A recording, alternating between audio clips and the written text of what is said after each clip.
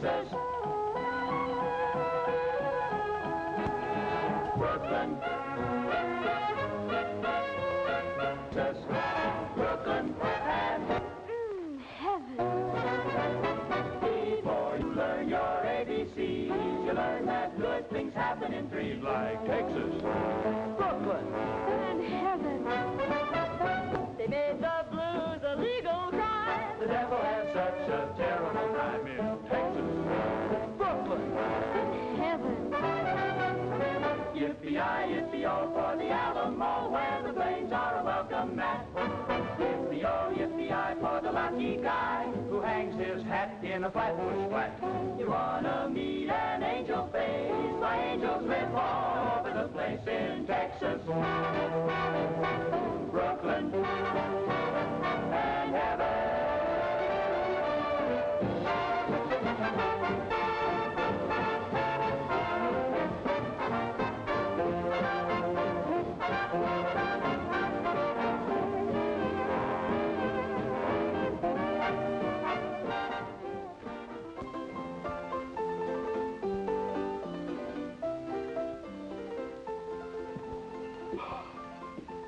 What'll you have? What's with that? What's with what? With that? Oh, house special. You have one? Yeah. I'll have the fourth one. Funny fellow, huh? With or without? With or without what? The story. Is it long? Depends on how many you drink. Okay. Start mixing.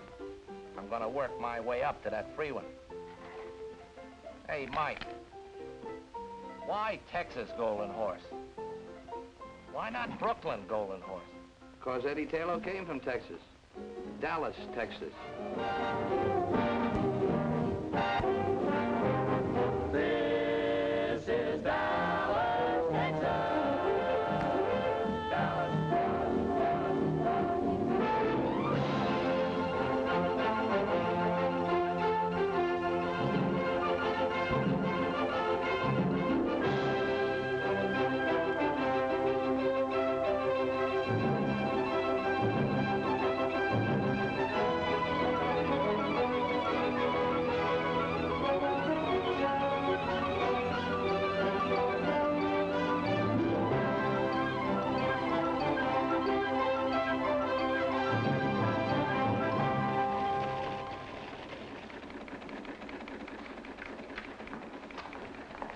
Boy.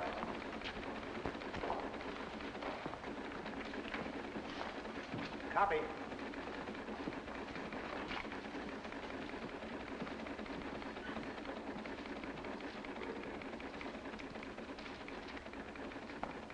Say, copy. Got anything for me? Nope. You don't expect to get anything for that place. Not on the Dallas News, do you, Eddie? That's good. I'm kind of busy here anyhow. Who are you kidding? Copy. I'll see you.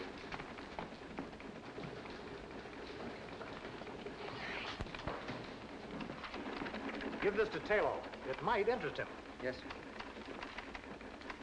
Copy. Got something for you. Yeah, for me? San Angelo's your hometown, isn't it? Yeah. Got a story here, just came in. About old T.X. Taylor. Any relation of yours? My grandfather. Says here he's dead.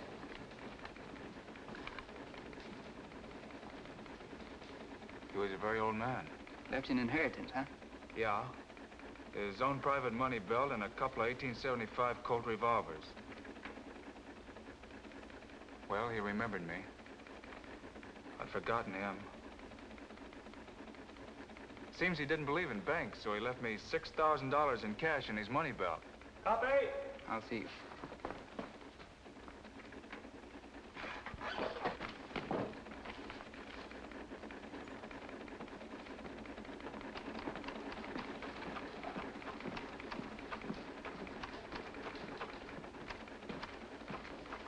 Mr. McGonigal, Yeah?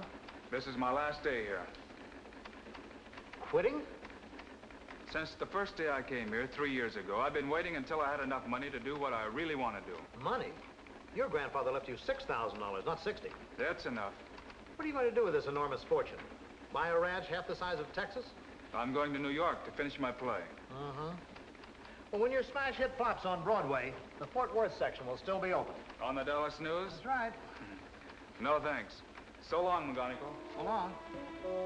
Well, good luck.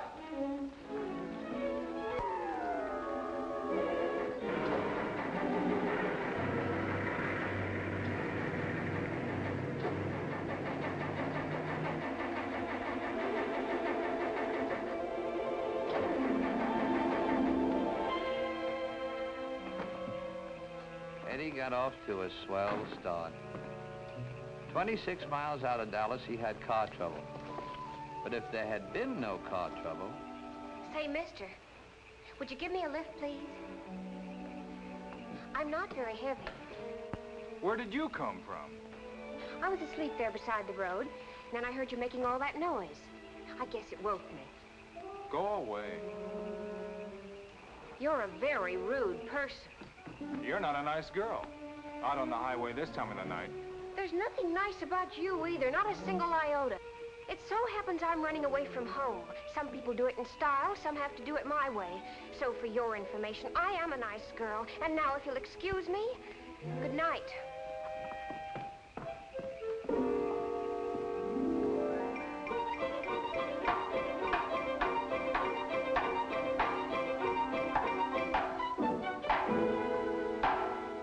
I can't sleep with all that racket you're making.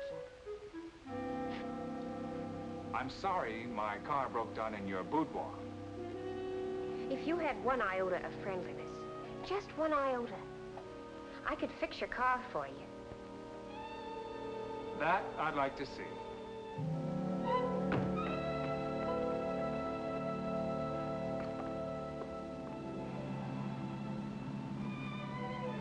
Thanks for fixing my car. You've already said that 4 times. I'm only trying to make conversation. Please don't exert yourself. I'm sure it must be very exhausting for you to try to be nice. I'm a fellow who's always been alone. Even when I work with others, I'm still alone. I'm not used to helping or being helped.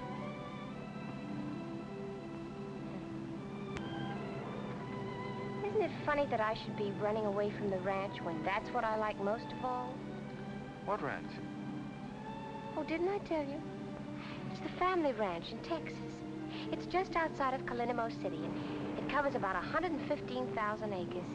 And you should see the horses we have. 2,800 of them, not counting the wild mares in their foals. Look, miss, I know Calinimo City pretty well. There isn't a horse ranch within 200 miles of that place, and we both know it. Yeah, but if there was such a place, wouldn't it be wonderful? What are you really running away from? A gasoline station. That's why I know so much about cars. My brother and I ran it till he got married, and then when his wife moved in, I felt sort of unnecessary. You know, like I was crowding the place. Still, it's better than bucking the world on you. Unless you have a grandfather who left you a hunk of dough. All I have is a diploma from the correspondence school. It's a very attractive diploma, though, and it says I'm a perfect secretary. Shorthand, typing, and business management. You've got a job waiting for you someplace, huh? No, but I'll get one. And then when I've made enough money, I'll come back to Texas and buy myself a ranch with horses. Oh, the loveliest horses.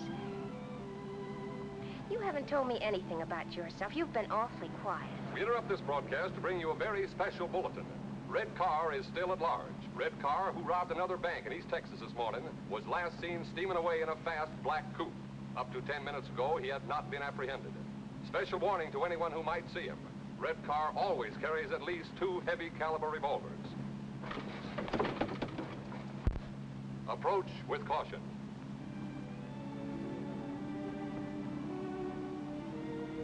What kind of work do you do? Oh, I'm going to New York to write a play. You still haven't told me your name, or would you rather not? Taylor. Eddie Taylor. How do you spell the Taylor? T-A-Y-L-O-E. My name is Peruna Dunklin.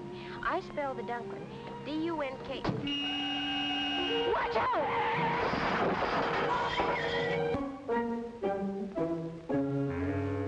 Put those guns down. They might go off.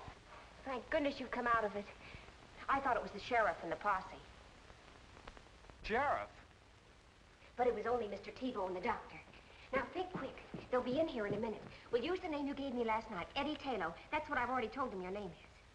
Are you listening to me? I'm listening. My name is Eddie Taylor. Good. And I'm your sister, Perry. My sister? It makes it look better. Red Car wouldn't be riding around with his sister. What's Red Car got to do with this? Who are you? Eddie Taylor. That's fine. And don't worry about your money belt. I put it under the couch after Mr. Tebow helped me get you into bed last night. I'm getting out of here right now. What happened to my shoulder? You're lucky you're alive. I don't know. And who's this Mr. Tebow? This is his house.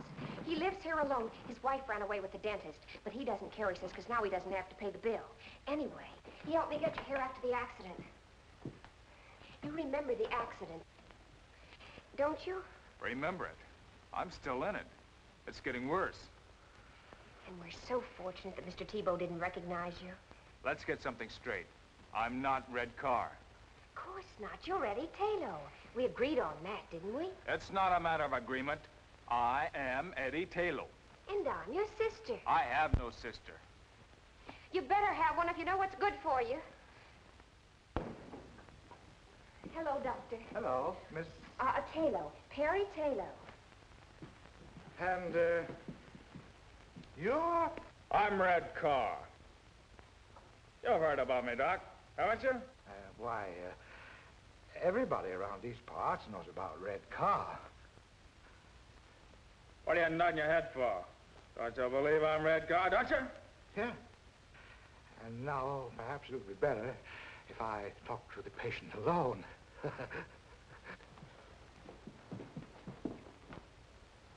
It's his left shoulder, Doctor. We'll know soon enough. I'll call you if I need you. Try to behave. Get in touch with the rest of the mob. Tell them to lay low until the heat's off. Oh! You got a good buy in this car, Ed. You did the buying. 400 miles and the motor sounds like a hummingbird. You still getting off at Birmingham? Sure, if your shoulder's okay. Why don't you stay with me and... Or is that too big for you? I hadn't figured on New York. Why not make it New York? It's about time somebody like you went there and changed the place. Well, I don't know. Perry, Yes? my shoulder doesn't bother me anymore. It hasn't hurt me for the last 2 days. I didn't say anything because, well, what I mean is, you're a good driver. You mustn't fall in love with me. Who said anything It would about... spoil everything. What makes you think I give up? You must admit there's always the possibility that you might want for us to become sweethearts. You admit that possibility? True? Well, you must fight that possibility. It'll be a struggle. A love affair at this time would interfere with my plans. You see, Eddie, I've always lived in a world of, well, call it make-believe. But one thing is a reality. I have a great capacity for love. For people. For all kinds of people. Oh, I could fall in love, but that would be selfish of me. I feel I sort of owe it to those people to kind of ration out my affections. So that's why you must deny yourself the prospect of loving me. When the time comes that I feel I've done all I can do for others, when that time comes, then perhaps we can sit down and talk things over. Goody. I don't care whether you're laughing at me or not. That's the way I feel about everything, and this is the first time I've had an opportunity to do anything about it. So please, be strong, show character, and don't fall in love with me. Perry. Yes? Do me a favor. Good. Shut up.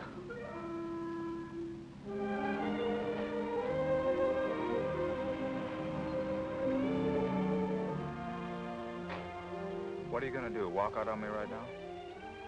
You said your shoulder's okay? Well, I'm a little tired. You drive for a while. After all, it's a long way to New York.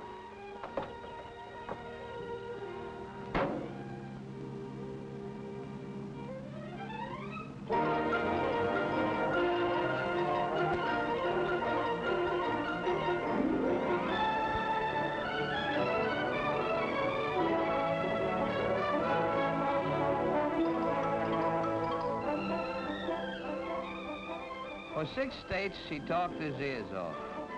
Of course, Perry knew he wasn't Red Carr. But she kept up a rack just for the fun of watching him blow his top.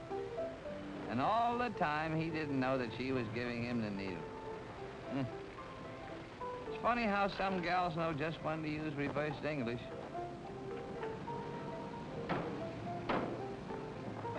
Well, anyway, it's not expensive like the others. It'll make a good hideout. For the last time, I don't need a hideout.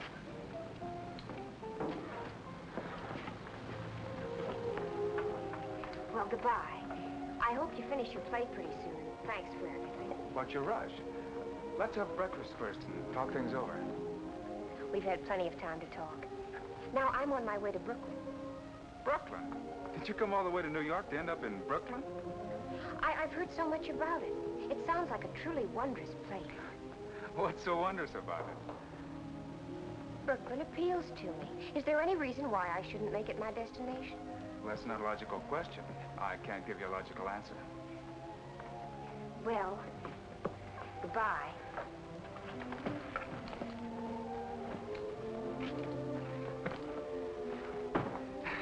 I hate to see you rush off like that. Eddie, you're being romantic. I give up. In plain and simple language, goodbye. Will you get in touch with me when you get settled? All right, Eddie.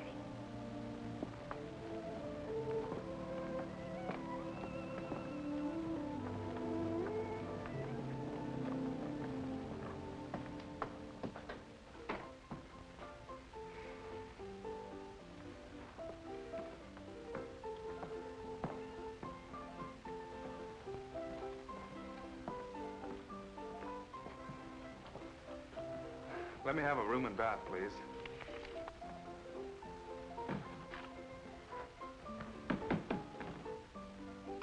Hey. 105.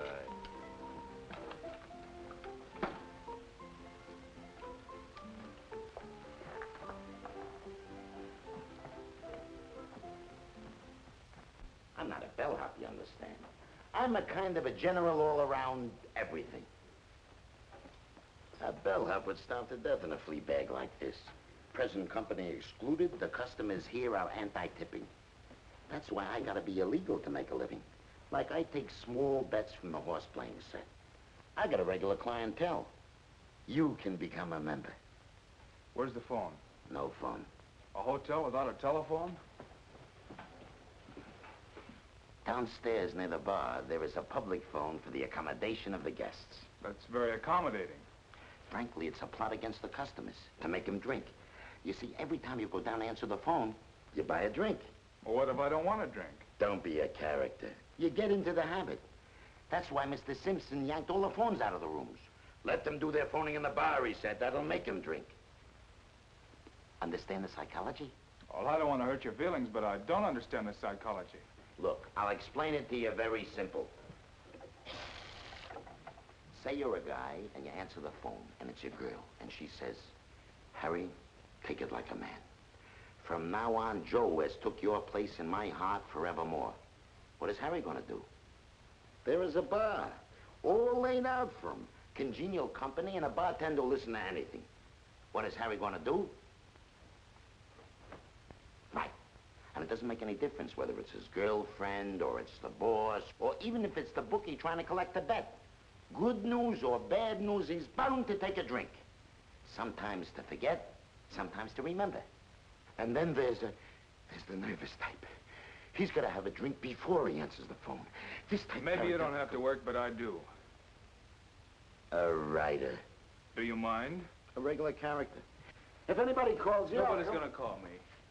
But if I get a call from Brooklyn, and it's a girl, nobody's gonna call me. But if anybody does, I'll come up and get you. You don't have to worry about tipping me. I make my money illegal, but legitimate. Only, I gotta figure you out first. Yes? Yes. We'll do everything we possibly can. Goodbye. And now, Miss Taylor, what kind of room would you like and what district? You know the YWCA may not be able to find it for you. I'd like to live in the loft of a stable. A stable? Did you say you wanted to live in a stable? Yes, please. If it isn't too much trouble. You're aware that there might be horses in that stable? Oh, yes, of course. I'd favor a stable with horses in it. But if you can't find one with a horse in it, I'd still favor a stable, even if it was empty. Oh, well, now that makes it much simpler. I hoped that I would be able to find such a place here. After all, this is Brooklyn, so naturally, Oh, yes, naturally. Naturally.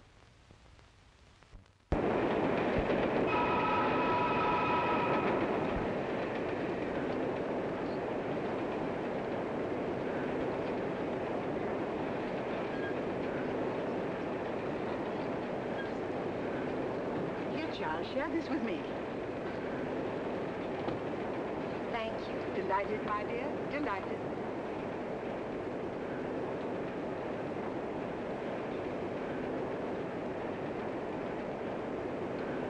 Is anything wrong? There's nothing, my dear. See, nothing of it.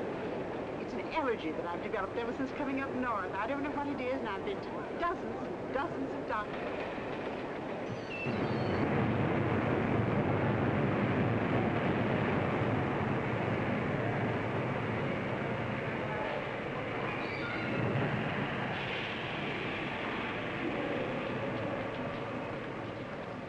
That wasn't a nice thing to do. My dear child, I am ashamed of myself. You'd never think I used to be able to empty a purse with a hand as light as a goose feather. You could have asked. I ask no one. And anyway, with my police record, I shouldn't even be seen on the streets. By the way, honey, before you call the coppers, would you treat me to a meal and a mere gesture? And I promised not to run away. I couldn't,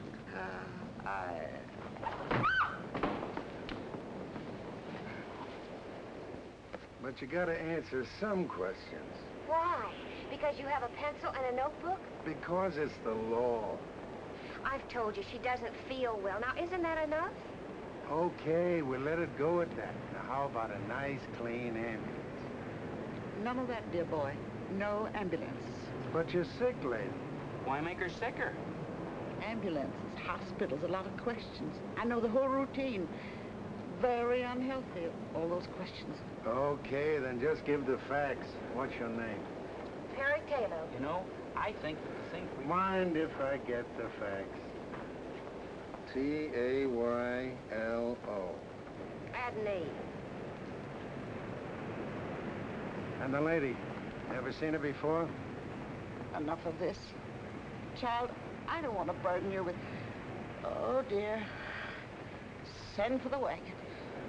You know, they should send you home. Two will get you 5. She hasn't even got a home. She has you got a home. And how would you know? Because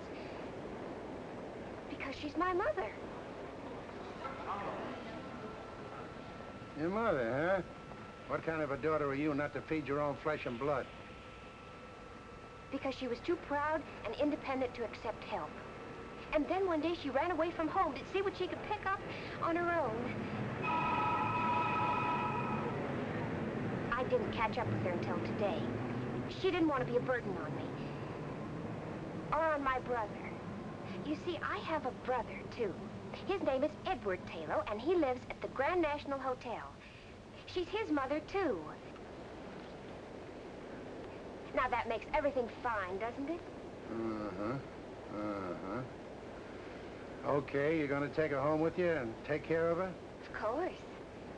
And your address, Grand National? No, it's 9006 Flatbush Place. Not the house itself, the stable. 9006 Flatbush Place. Now you're doing the right thing. And where do you live? Oh, I don't want to get mixed up in this. I was just waiting for a downtown express, but I'll take a local.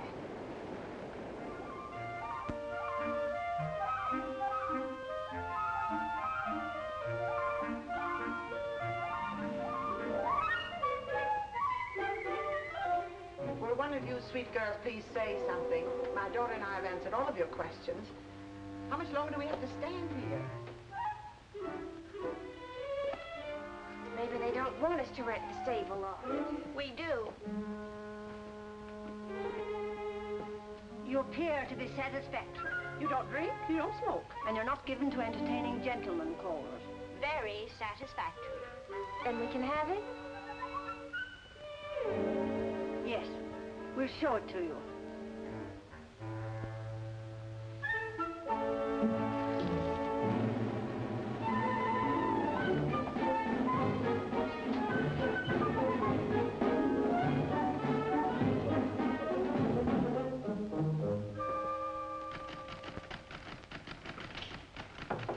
Come in.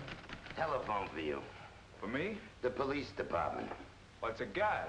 Why should the police want me? Don't be disturbed, character. When the police use the telephone, it can't be anything serious. Maybe they just want you to identify a corpse. It's okay, you can go that way. We're informal here.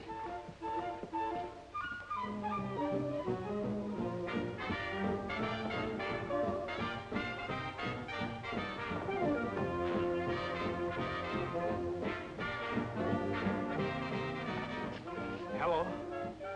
Yes? Well, this is Eddie Tillo speaking. My mother? Well, if my sister Perry told you that, you can take her word for it. Yes, sir. I'll see to it that my mother is properly fed from now on.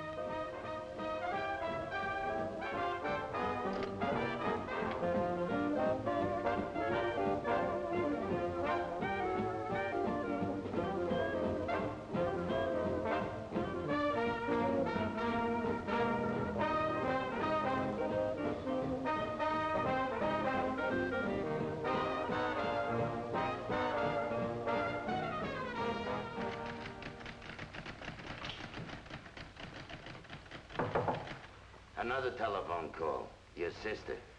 Tell her that I'll take it.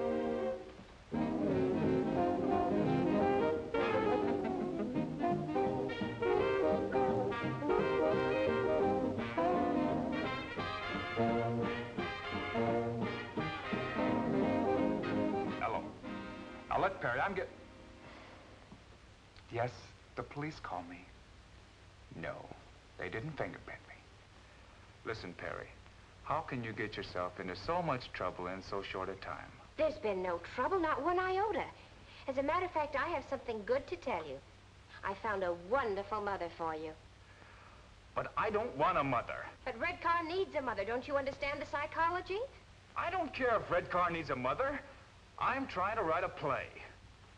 All right, but don't get hysterical just because I was trying to help a nice lady who was hungry. So I arranged to have our mother stay with me. Go on, give me the facts. Now, if you'll promise not to get mad, I'll explain something about our mother. You see, many years ago, she had a sort of a tendency to pickpockets. Did you say that our sweet, loving mother is a notorious pickpocket with a long prison record? Will you or will you not stand by me? Of course I'll stand by you. What else am I going to do? But, Perry, please, can't you get yourself involved in something simple? Like a triple murder. Oh, Eddie, I'm terribly sorry I've been such a burden to you. And you have my solemn word that I'll never do anything to make you angry or upset you again. Okay, Perry, okay. I'm not angry with you.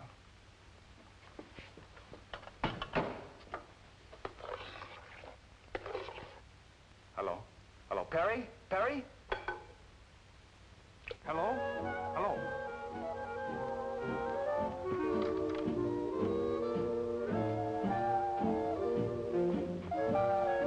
Let me have a double... Never mind.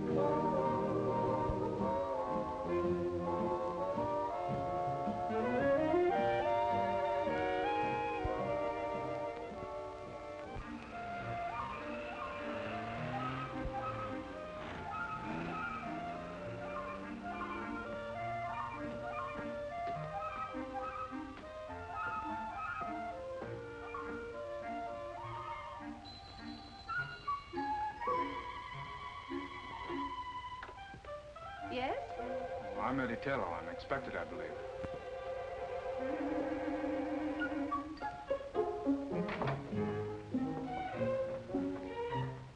These are my sisters, Miss Pearl Cheever and Miss Opal Cheever. How do you do? He doesn't resemble his mother. He doesn't resemble his sister. No. Oh, I take after my father. Oh. We do not permit smoking here. Well, I'm sorry. We're very disagreeable. Everyone in the neighborhood says we're mean and spiteful. And utterly selfish. And we are. Yes. I'm sure you're not. We do not deny the truth. We're most unpleasant indeed. And we'd rather you didn't go around Brooklyn saying nice things about us. No. My son. My dear, dear son. It's been so long, my darling boy.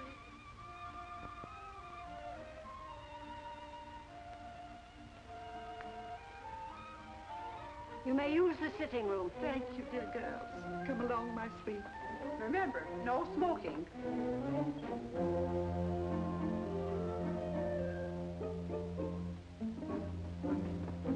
Excuse us, please, dear girls. You could have called me Mother. But I wanted to call you a lot of things. But that triple threat out there stopped me cold. I called you about Perry. Well, it's about time. If I'd known this address, I would have been here 3 weeks ago. Well, Perry didn't want to get in touch with you until she had a job. Now she's got a job. Why didn't she call me? Well, it's a strange kind of a job she's got, my boy. If this job is something you got her, if you're getting her mixed up in something crooked, Just look who's talking. I may have lifted a lever now and then, but I never pulled a bank job. But for Perry's sweet sake, your secret shall remain locked deep within my heart. What about Perry's job? What's wrong? That's why I thought we'd drop down and watch her while she's at work. Then you can decide what course of action to take. Oh, can't you tell me about it?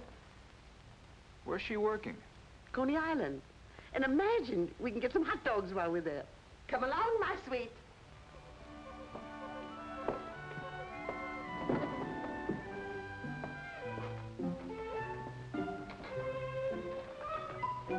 What time will you be back, Mrs. Taylor? Oh, in an hour or 2 or 3. And thanks for a most unpleasant time. You must come again, Mr. Taylor. Oh, I will. Anytime I want to get depressed.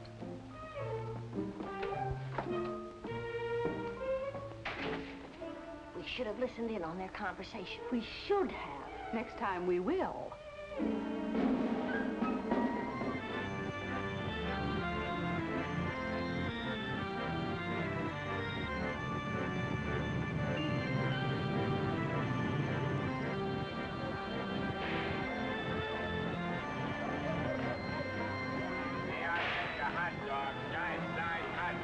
Coney Island special, 12 inches from head to toe. I'll have one. You'll have one what? Well, I was under the impression you sold hot dogs here. Well, speak up, buddy. I can't read your mind. Here, get your hot dogs. Everybody likes them. Only 10 to a customer. Mustard? No. Take it or leave it, buddy. In this business, we got a short season.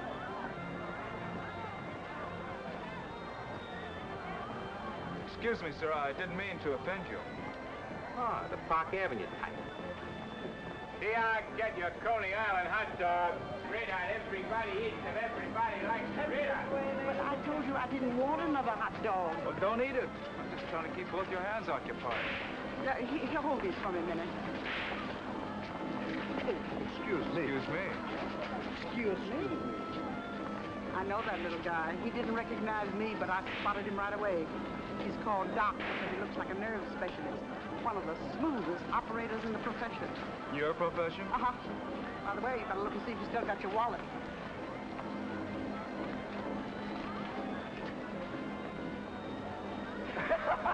I knew he was lifting levels the minute he bumped into you.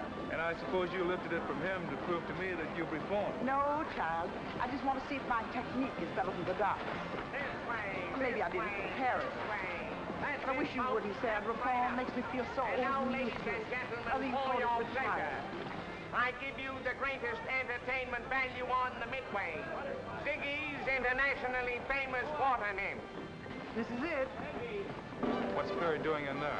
We're down here to find out. And I hope she can swim. Presenting the water nymph. There they are, everybody. Ain't they out of this world? And each one born and bred in Brooklyn.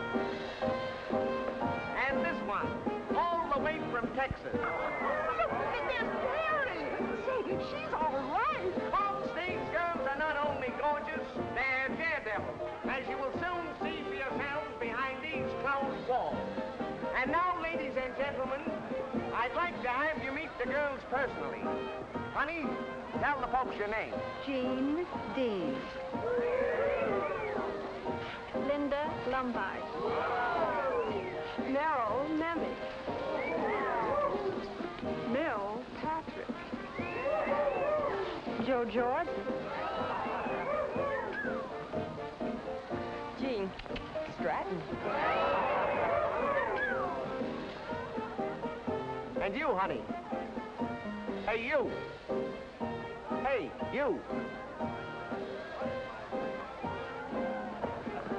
My name is Perry...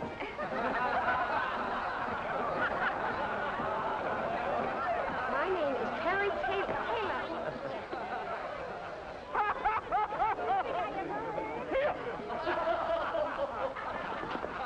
Keep your hands off of her. Go away, Sonny. You bother me.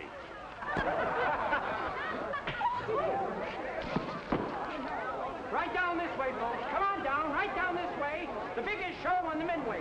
Come on down, folks. The biggest show on the Midway. The show is going on now. Right this way, folks. The biggest show on the Midway. See the fire eater, folks. Come on down, right down this way, folks. Come on down. Way.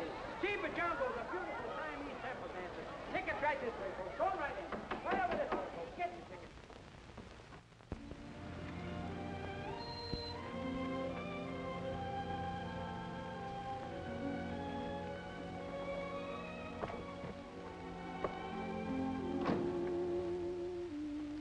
I'm obliged to you, Eddie, even though you made me lose my job. I'm obliged to you because I know you meant well.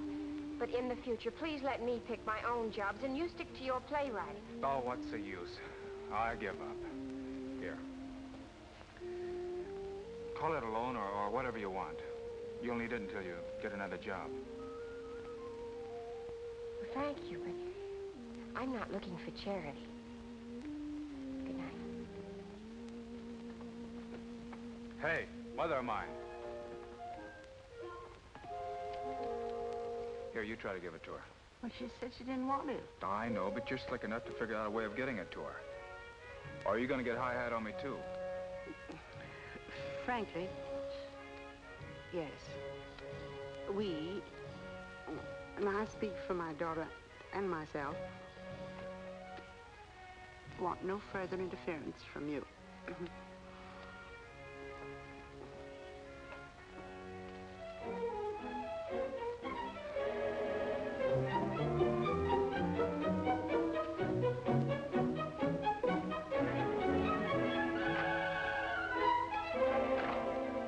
I told you, Mr. Acco never does musicals.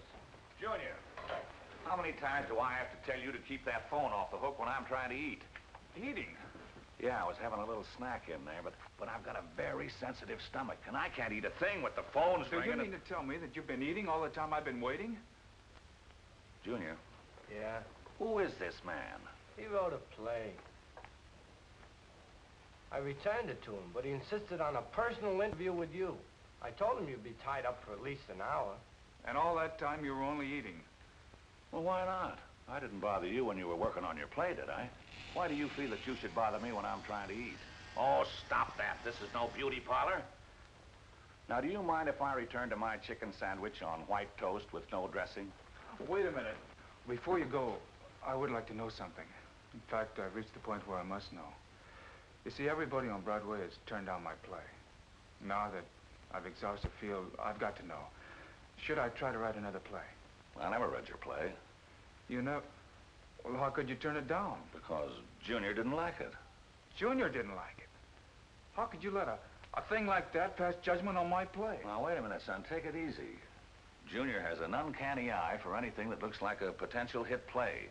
Why, he could get 1,000,000 jobs tomorrow any place on Broadway. But he's my son, and I won't let him go. Junior, tell the gentleman if he has any talent. I don't care what he thinks. Well, you asked me a question. Junior will have to answer you. I can't. All right, I'll take his opinion. So Eddie asked Junior. But even Junior didn't like it. Nobody liked it. Eddie was a bust. When I met up with him, Eddie had fire coming out of his eyes and smoke coming out of his ears. Hold it, Mike.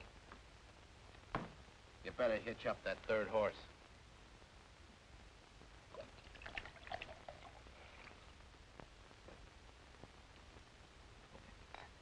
What's more? What's more with what? What's more with the story? How many times does that horse have to kick me before I get the end? So far, pal, you've only been riding side saddle.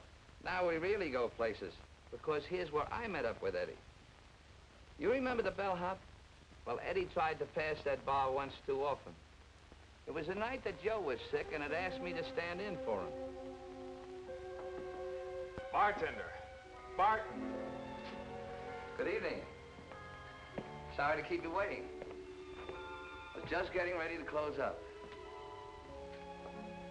Okay, what do you have? Poison. What kind of a chaser? Don't be a comedian. Give me a bourbon and water. Bourbon and water.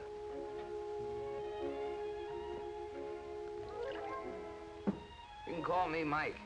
Why? That's my name. Oh.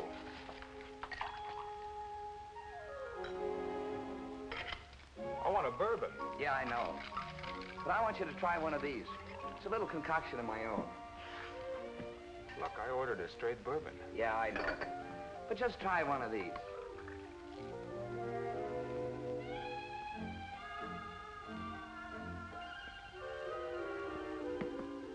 Now, can I have a straight bourbon?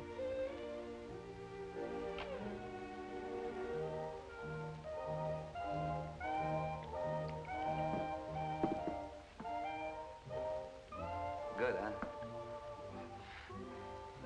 What do they call this drink?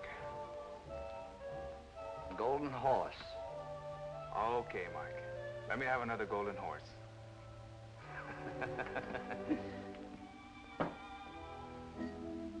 You're new around here, aren't you, Mike? Hmm? You're new around here. Oh, yeah, I'm only here for the evening. Joe has a cold. Oh. Say, Mike, how do you make this, golden horse? Well, first a little dab of Texas sunshine. Then some rain. A little hail. Gotta have some hail. Some snow. A couple of earthquakes. Then you make a very tiny waterfall out of it. Just a little teensy one. And you top it off with some good old Mother Earth. I like you, Mike. You've got a great sense of humor. Pour one for yourself. Thanks, Eddie. How'd you know my name was Eddie? Oh, he told me when you first came in. Oh.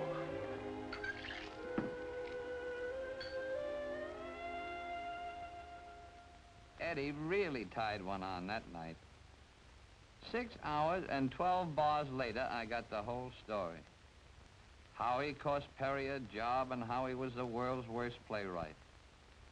Along with it, I got the idea that there might be something I could do for these kids. The smart thing first. Got Eddie sobered up the easy way. Flat on his back in Prospect Park.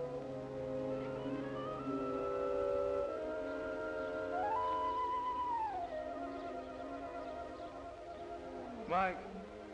Mike? How is it, Eddie? New world's record for a hangover. Well, the Turkish bath ought to help you a lot. There's one near here, too. Best Turkish bath in Brooklyn. Brooklyn. A truly wondrous place. I thought you'd like it. At Prospect Park. Oh. Oh, I could lie here for hours. It's like Texas, without the sagebrush. You know what I need? A long ride on a horse. That picks me up. Well, let's try the Turkish bath first. And while we're there, you can get your clothes clean. Then, if you want, you can rent a horse. I'll go along with you on that Turkish bath deal. The horse is out. It's gonna be pouring here in a few minutes. I wouldn't take a mule out in such weather. Say, I know where we can rent a horse and the rain won't even touch us. And you can have any kind of a gait you want, fast or slow, or one that'll rock you like a baby in a cradle. And you can have your Texas sagebrush, too. Where is this heavenly spot? Right here in Brooklyn. This Brooklyn is truly a wondrous place.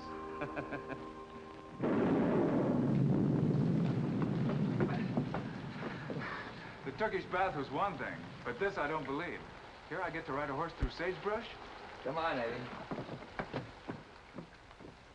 So I took him to Mr. Gaboulian's riding academy. It was strictly out of this world, and that included Mr. Gaboulian. He was a whacked-up guy, a fugitive from Ripley. Wow. What is it, a zoo? Mike, you're a man of your word. It's all here. But I'm wondering if I am. Well, it was a place a man could go when he got fed up working 9 to 5. For 2 bits at Mr. Gaboulian's, he could live dangerous, sail the 7 seas, and track down wild game. Yeah, the academy was something. And it was just what the doctor ordered for the kid. Soon as Eddie got 1 foot inside the place, I could see his troubles begin to peel off. I give you a choice of any horse in the place. Use that one.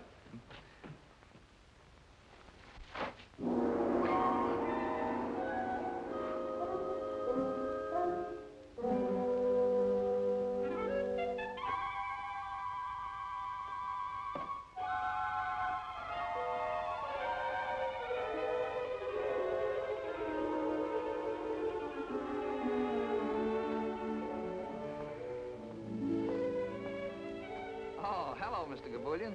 Sorry to disturb you. Meet my friend Eddie. Eddie and I want to ride your horses. Excuse, please, gentlemen. The rain was so heavy, so I think nobody comes. So I have me sleep in the house on the elephant. Excuse, gentlemen, please. Please. What's he doing up there? Huh?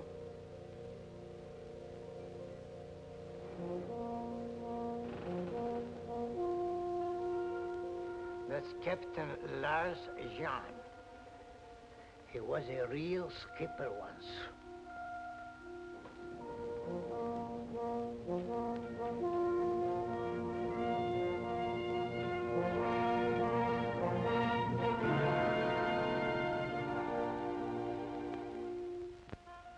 That boat teaches you not to become seasick, huh? I guess so.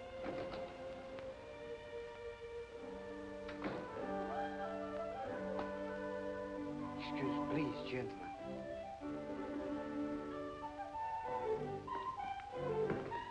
Boy, I've seen some gems in my life. This is really a beaut. Good afternoon, Mr. McWhirter. Good day to you.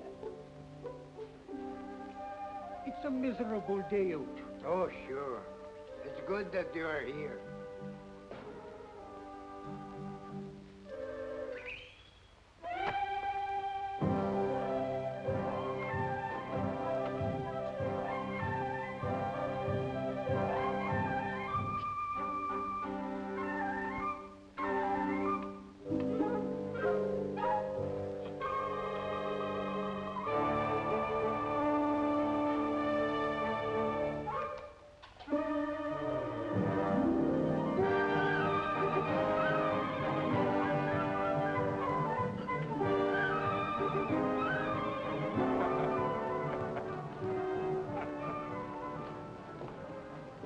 Mr. Robert Bruce McWhirter. He owns a nice bird store on Fulton Street. So every day he rides the camel.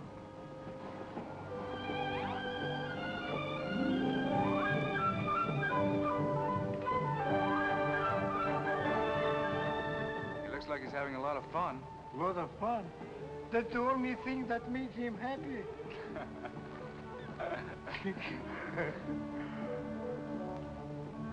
Now, this is to start. When you like it fast, move forward. Boy, Perry would really love this. She'd go crazy for this machinery. Hey, Mike, look at me. I'm right across West Texas. Come on. Oh, go ahead. Oh, you're good.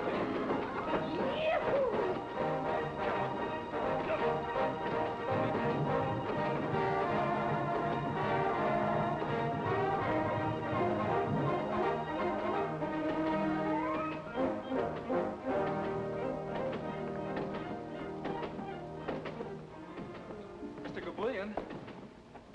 Yes? I want to make you a business proposition.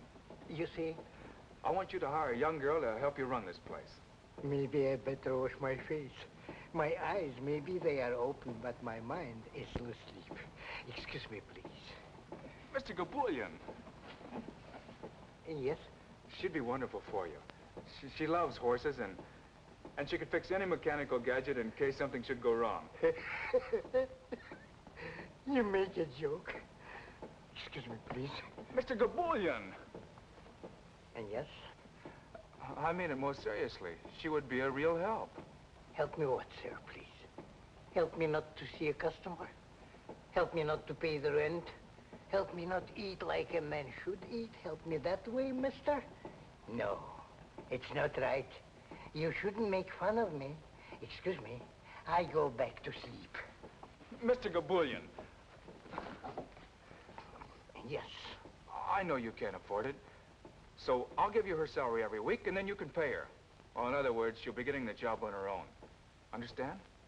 Why should I go back to sleep? I stand here and I sleep already. Don't you see? This girl needs a job. And I want her to have this one, here. Or you'll have someone to help you. And it'll cost you nothing. It will cost me nothing? Absolutely nothing. I'll even pay for the ad in the paper. Wanted. Young girl from Texas. Must know and love all kinds of horses. Must be honor graduate of correspondence course. Now remember, the only one you hire is Perry Taylor. Perry Taylor? I'll write it all out for you later. What have you got to lose? Just think, Mr. Gabullion, you can sleep as much as you want. I think it over. What is there to think about? Nothing. Only it makes it sound like better business. So I think it over for a minute, please. Then I give you my answer, which will be yes. Swell. Now, we each put in a nickel to begin with.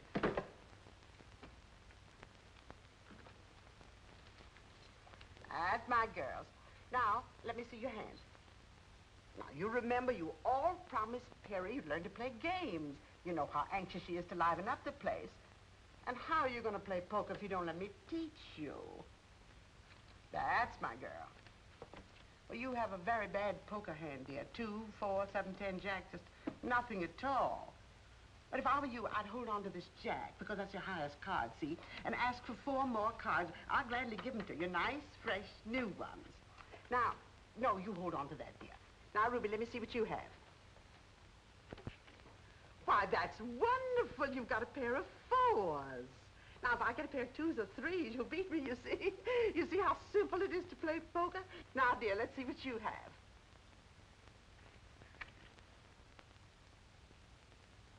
Oh. Well, you have a very good hand, dear. 3 queens and a pair of aces. Very good hand indeed. Poker, one must always try to improve one's hand. So, I'll draw away these 2 aces. And try to buy another queen, because 4 queens, you see, would give you a perfectly lovely hand. Now, we'll each put in another nickel in order to buy fresh cards. Come along. Oh, how I wish Perry were here to see you at play. Now, 3 for you. 1, 2, 3. And 2 for you. 1, 2. And 4 for you. 1, 2, 3, 4. Now, I'm not taking anything. That's what's called standing pat. Now, We'll all show our hands in order to see who's won. Well, now, come, girls. If we don't show our hands, how are we going to know who's the lucky girl? And the lucky one wins all the money in the center of the table. Now, I have a straight. 5, 6, 7, 8, 9. Now, you remember what I told you about a straight? I'm going to be awfully hard to beat. Awfully hard. But that's the game of poker for you. That's what makes it so terribly exciting. Now, let's see, dearest, what you have. Come along. Oh, you poor, unlucky thing. I haven't got anything. Not even a pair. Now, let's see what you have, dear. Well, you still have only a pair of 4s. That doesn't beat a straight. Now, dearest, let's see what you have.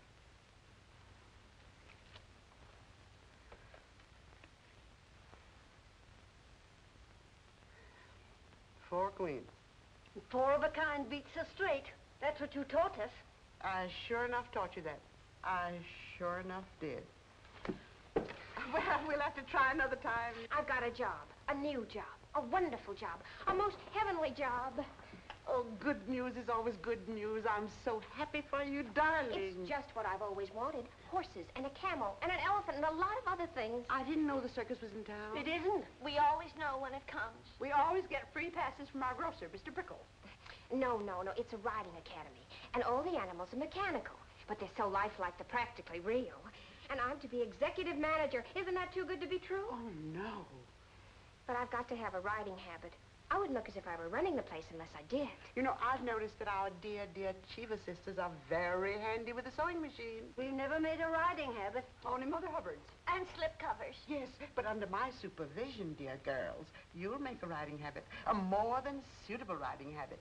But first, let's return all the losings to the losers. You were the only loser. Well, I guess I'll have to teach you how to play gin rummy. There were about 50 other girls for the job, but I got it. All in all, those 3 ghouls downstairs clipped me for $8.40. I tried blackjack, casino, double solitaire. I even invented a game and called it Chuck Full of Luck. But that's a commodity on which the Cheever sisters seem to have a monopoly. But it's worth it. Do you notice how congenial they've become? I knew it would work, and I'm so grateful to you. After all, it's your money, child. If you don't mind spending it, trying to warm up those 3 ice cubes in petticoats. Turn around. Not that I think they ever will warm up. Oh, yes, they will. I've already convinced them to come to the academy one of these days and try a ride on the animals. I don't get it. This concern you have for other folks. I don't get it at all. I've met a lot of people in my day, both inside of prisons and outside. But somebody like you, what do you expect to get out of it? Oh, if I can make people happy, it makes me feel good, that's all. Well, what about making yourself happy? But I am. Very. I'll let you in on a little secret. You're not. And I'm referring to that certain party named Eddie Taylor. You know, I was in love with my probation officer once. I had such a crush on him, it gave me a thrill just to report to his office. But of course, I had to curb any display of affection because, after all, he was my probation officer. But you and this Eddie. How do I look? Don't ask me, ask Eddie Taylor. Dear child, you interfered in my life, so I feel I have a right to interfere in yours. You did something that state prisons, penitentiaries, small jails, and 8 parole boards couldn't do. You made an honest woman of me. Of course, there's enough larceny left in me to keep me attractive. But I want to do something for you. May I, sweet? I know what you're going to say. Well, then why don't you do it? I can't. I can't now, not until he's finished his play, because that's what he wants to do more than anything else in the world. And I wouldn't want to clutter things up for him. You could help. That's what a woman's for, to make a man think he's successful. Oh, no. He told me definitely. He works alone. After he's a success in the theater, then maybe... Well, maybe then. Well, I tried to help. But you have. If I were certain, if I were really certain that Eddie wanted me, you know what I mean. least you can do is to call up that idiot and tell him you're working and where. I'll do it. I'll do it right now. Do you think he'll like me in this outfit? Well, I don't know about him, but a normal male, well, a normal male would be very normal about it. Eddie.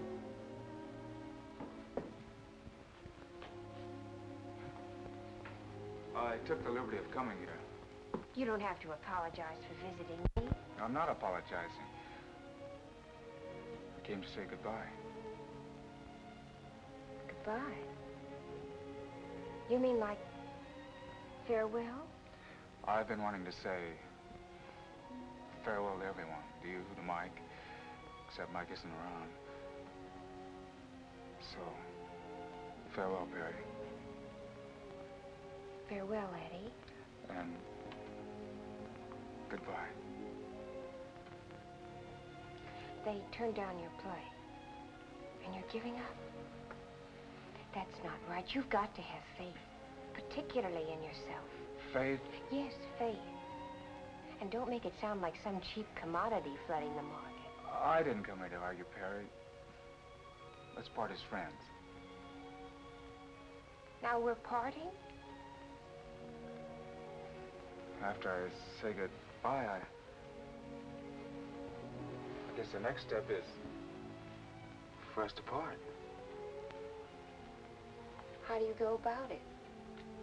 Well, I wasn't planning on shaking your hand, if that's what you mean. Of course not. Or waving so long or slapping you on the back. No. That would be in bad taste.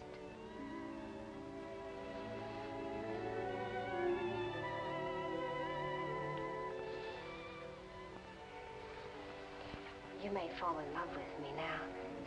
Thanks. Mr. Gabulian. Yes? I have figured out just how this business should be run. You see? I've made a graph according to seasonal changes.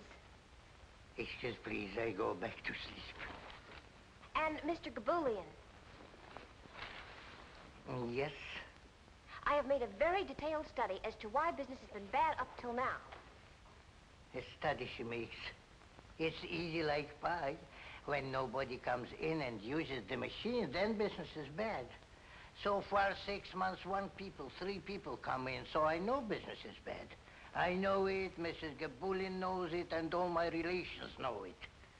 Now she comes and makes it with pen and paper and tells me that business is bad. Big surprise. Excuse, please, I go back to sleep. He's upset because I had him print up 1,000 handbills to advertise the place. Mandy's going to give them out in various sections of Brooklyn. You think that'll help, huh? Oh, yes. The point is so few people really know about the Academy. All we have are 2 regulars, like Captain Jean over there and Robert Bruce McWhirter, who comes in every day to ride across the track. Is he still at it? Huh? How did you know about him? I think I'll take a pony ride. Why, Mr. McWhirter, are you going to take another ride today? Indeed I am. I've been feeling restless all day, and I thought, if no one else is going to use it... Oh, no, Mr. McWhirter. That camel is yours. Thank you.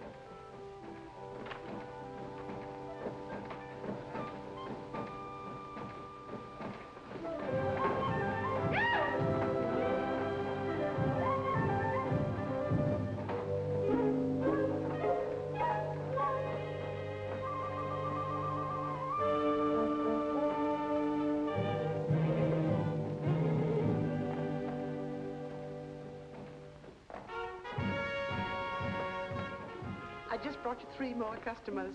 All right, girls, come in. They were a little unwilling at first, but here they are. I'm sure you'll all have a perfectly wonderful time. Why shouldn't they have? I just taught them how to shoot craps. They won close to $6 from me, and the dice were loaded.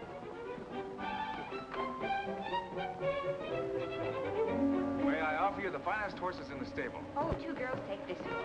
Can I help you, Mandy? Thank you, I don't need any help. It's Cheever. Come on over. Stirrup. Up you go. There we are. Fun. How did I get Mia? Let's go.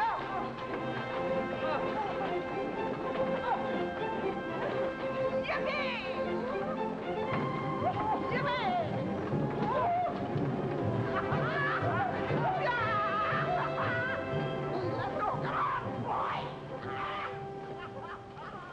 Wouldn't it be wonderful if we could have business like this every day, all day long? Then you'd be completely happy, huh? Almost, Eddie. If only Gabulian would change the name of the place. Yeah, that's a good idea. I've got a name for you. The Golden Horse Academy. The Golden Horse Academy. It's perfect. It'd be a good name for a ranch, too. Let's figure it out.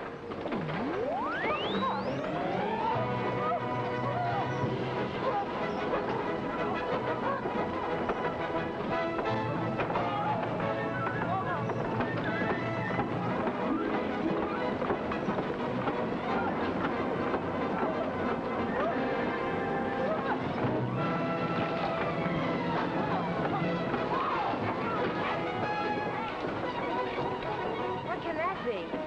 Maybe they're using too much juice. It could be an overload. You do something. You hear me, Mr. Gabulian? You do something right now.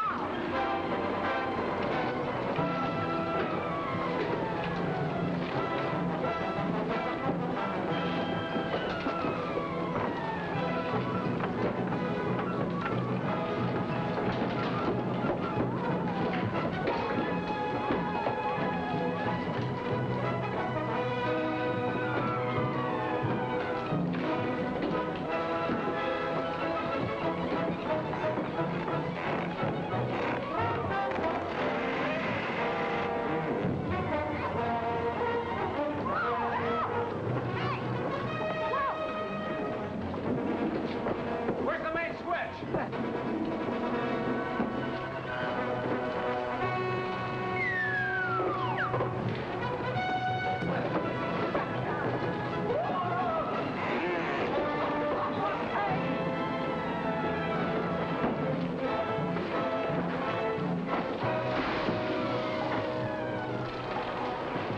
Ship ahoy! The main switch. Tell me where it is. The switch. The master! Hey! Hey! Hey! Man the lifeboats! You landlubber scum of the wharfings! Heading for Davy Jones' locker!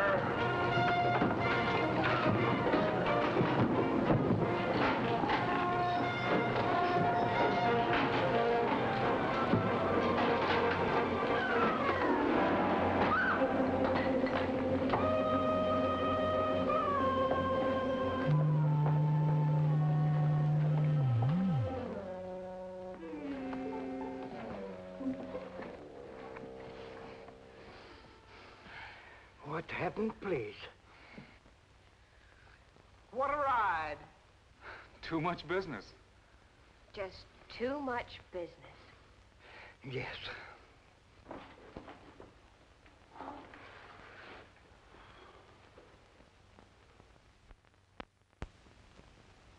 You still riding with me? Leave us have no small talk, pal. You better get that horse going again. Mm-hmm. This one you get for free. That's the one I've been waiting for. Well, by this time, Gabulian had enough and decided to sell the joint. And who do you think bought it? Eddie. And you know why? Just to keep Perry working, just to give her a job. Of course, Perry didn't know that Eddie sunk his last $800 in it. Eddie and I figured that this Academy deal would clear up everything. But the place just didn't seem to catch on. Even with Perry running it and with all the faith she had in it. Christmas Eve came along, and Eddie and Perry were only 2 jumps ahead of the sheriff. Say, what do you think could be happening up there at 11 p.m.? That's Gabullion's place, isn't it? Used to be. It's been called the Golden Horse Academy the past couple of weeks. Think maybe they're having a Christmas party up there?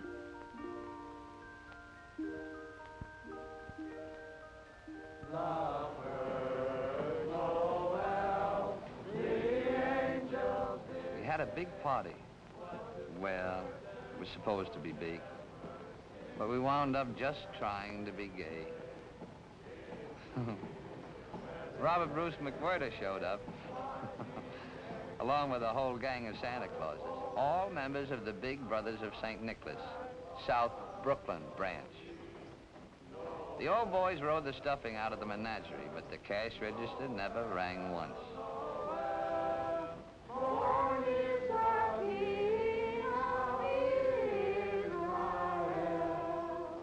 Then Officer Carmody came in.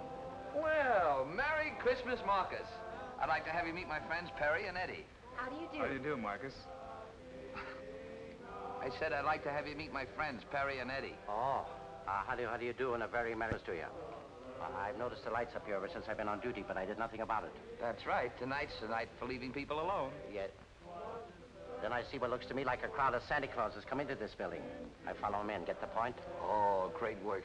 When I saw his eyes pop at the place jumping with Santa Clauses, something snapped in my noggin. Strange, yes. But nothing that would make me report this incident to headquarters. You see, Christmas Eve is a night for leaving people alone. What do you mean there's nothing wrong? How would it look if a passerby saw them come in and reported it to your superior officer? How would you look if you said you didn't think it was important enough to call the station when you saw a horde of Santa Clauses come in here and take over the riding academy at this time of night? You think I ought to check with the sergeant? Is that the sort of thing that happens to you every night? But this is Christmas Eve. Well, does that explain the situation as far as an officer of the law is concerned? Don't let anyone leave. I'm going to call the station. Come with me. Give me the numbers of all the newspapers. Manhattan as well as Brooklyn. Hello? City desk, please. Soda, Pop? Yes, dear. I'll have just a teensy. Well, really, girls, there's a limit to how far we can go. Why? I don't know. Yes. Well, just a few.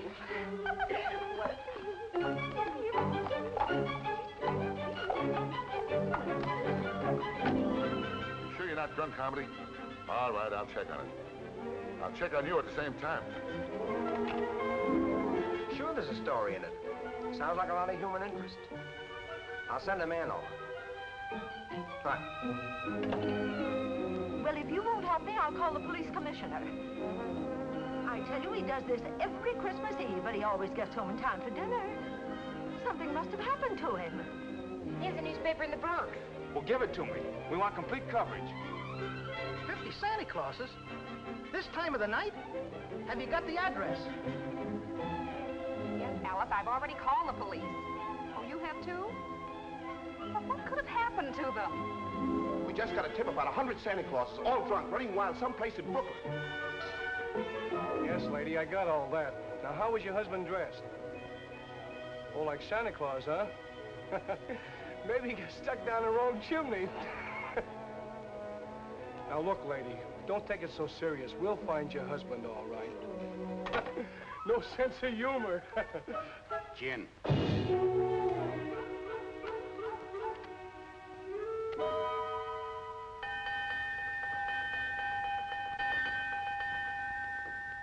Now, listen to me. Listen to me, all of you. Your wives and your children, your friends and your neighbors, burning up the telephone wires, asking if any of you is behind bars at a police station, or lying all torn to pieces on a hospital bed, or stretched stone dead on a cold slab in the morgue. Well, are you? No, I got a list of names to check on. You lads are going home right away. Big smile now. Oh, come on, bigger than that. There we are. You know, with this publicity and everything, you have here a pretty valuable piece of property. Well, Cheever sisters want to buy it. What do you think, Perry? We could always use the money to buy a ranch. In Texas, perhaps. I merely offer it as a suggestion.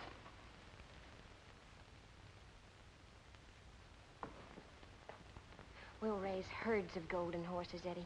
Real golden horses. Maybe 50 of them to begin with. And a lot of little golden coats. 100 golden horses, Perry, to begin with. And after that, well, maybe many more. You know, my grandfather used to have several thousand on his ranch. Eddie Taylor, now don't you start pretending.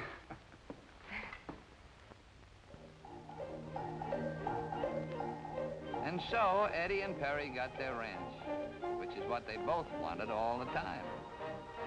Now, in Texas, babies come on golden horses. None of that stalk business in Texas, no, sir.